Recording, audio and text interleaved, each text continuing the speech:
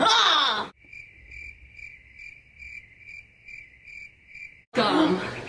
We are about to show cooking time. So we're gonna make a milkshake. It's some milk.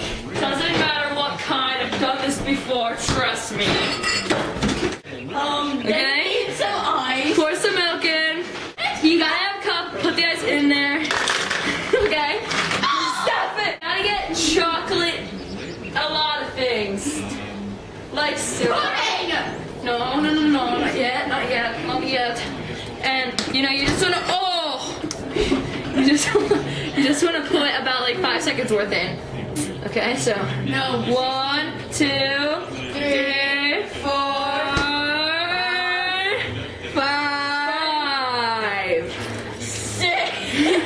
Okay, that's it. Wait.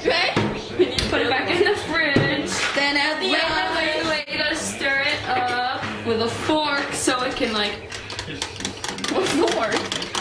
You can see it turning into chocolate milk, obviously.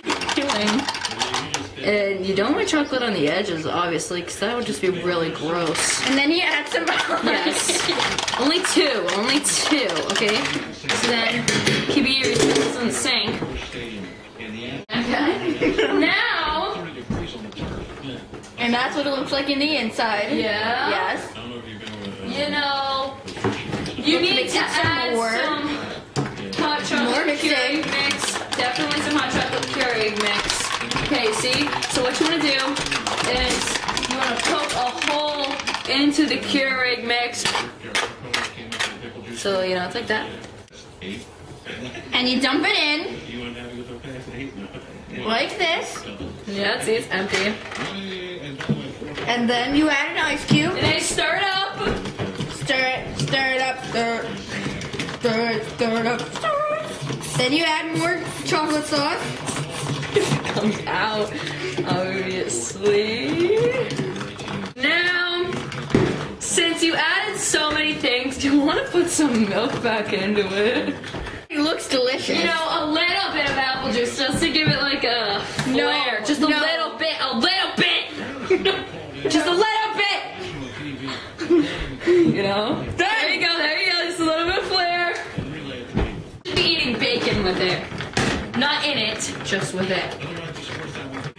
And as you noticed, your ice has little chocolate speckles on it.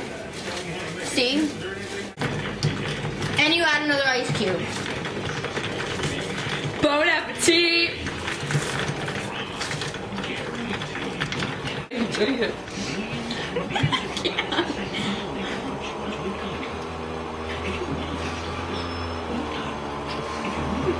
It's not that bad.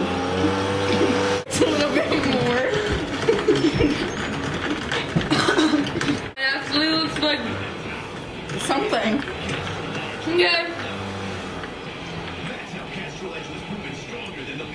A little better. Not really though. It's better. So there you go. And that is our wonderful milkshake.